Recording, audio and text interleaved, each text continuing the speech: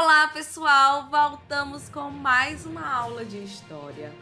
Dessa vez, uma aula pequenininha, mas vamos falar de um dos povos lá da Antiguidade Oriental.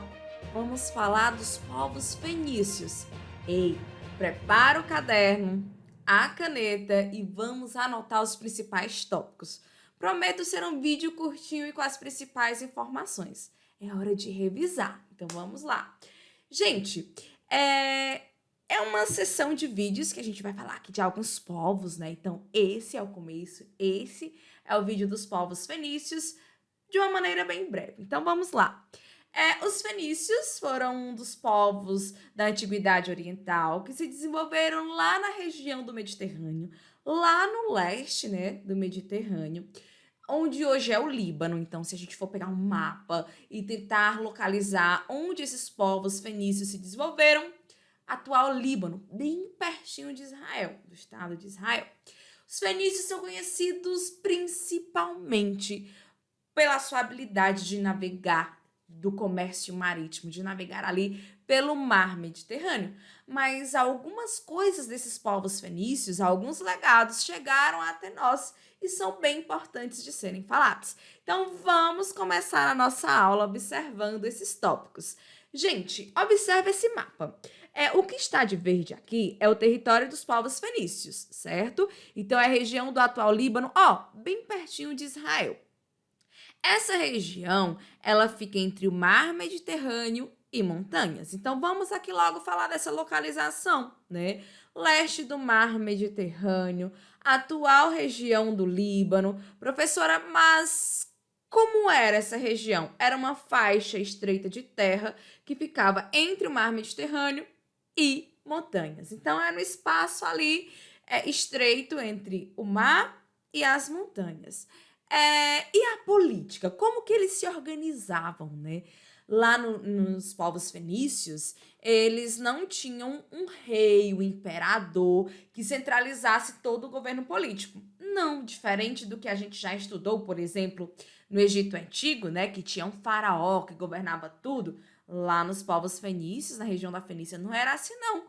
Eles se organizavam em cidades-estados. E o que é uma cidade-estado? É uma cidade autônoma, independente. Então, eles se organizaram em várias cidades e cada uma funcionava de uma maneira independente com o seu próprio governo, né? Com as suas próprias leis, com a sua própria economia. Então, veja bem, eles não possuíam um governo centralizado, não tinham um imperador, não tinham um rei, e sim, eram várias cidades, e cada uma delas funcionando de uma maneira autônoma, de uma maneira independente. Chamamos esse estilo ali de organização política de cidade-estado.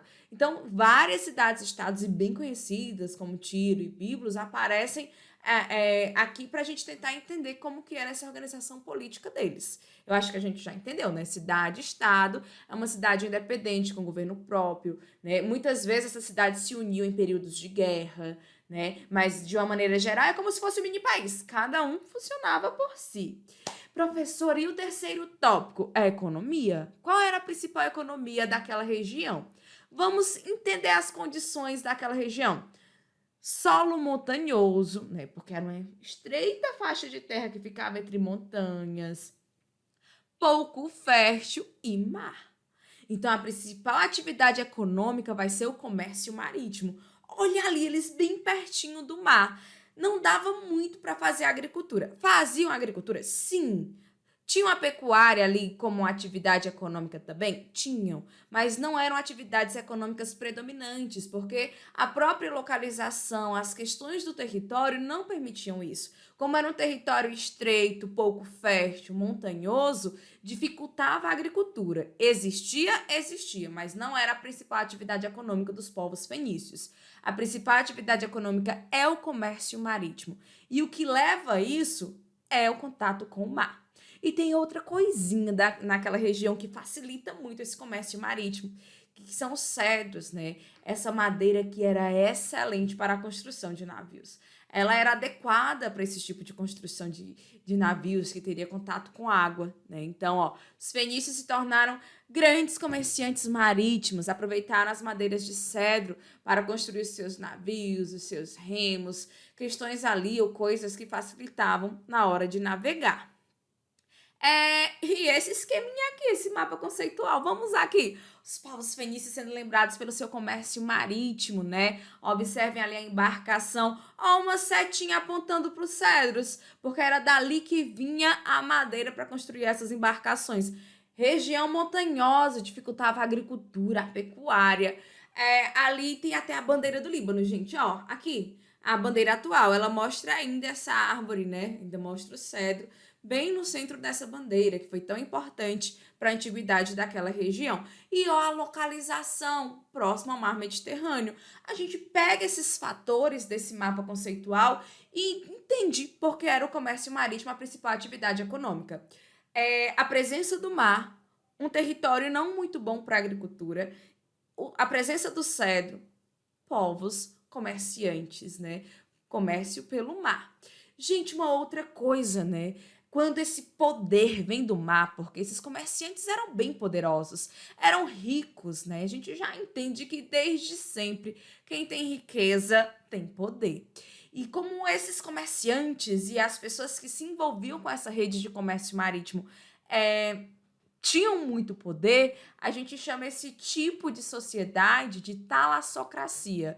E o que é isso, professora? É uma sociedade onde o poder vem do mar. Os principais líderes deles eram os comerciantes que tinham esse comércio com o mar, né? Então, o poder daquela região e também dos administradores daquela região vinham do mar. A gente entende ali que os povos fenícios, eles exerciam muito controle do mar Mediterrâneo, de algumas regiões que eram próximas ao mar Mediterrâneo e tinham poder sobre aquele mar. O poder deles, né, vinha daquela atividade marítima, vinha do controle dos mares. Gente, é claro que eles vão ali se espalhando ao longo do mar Mediterrâneo, vão fundando algumas colônias, até mesmo uma que vamos falar mais adiante. E tem aula no canal sobre isso.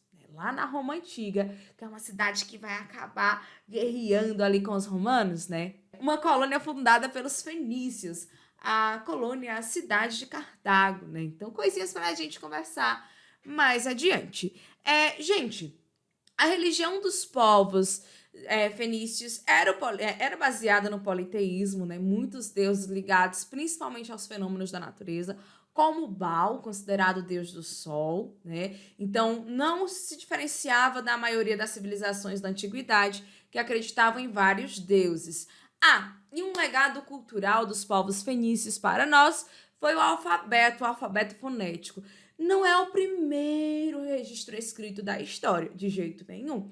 Mas esse daqui, ele é bem diferente, ele é menos complexo, né? Se a gente fosse pegar ali a escrita dos povos mesopotâmicos, os símbolos daquela escrita, a gente iria falar, nossa, do tanto de registros, né? Ou até mesmo dos povos egípcios, nossa, o tanto de símbolos. Já que nos fenícios é algo mais simplificado, né? Algo bem mais simples. Eles vão desenvolver um alfabeto que é fonético, que tem ali 22 fonemas, não tem presença de vogais, e esse alfabeto fonético, ele influenciou a origem do nosso alfabeto, do alfabeto do Ocidente, né?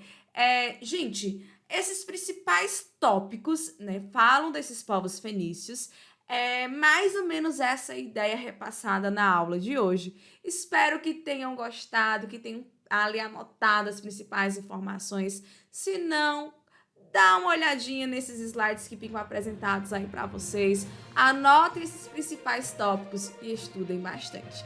Tchau, tchau, gente. Até o próximo vídeo, até a próxima aula.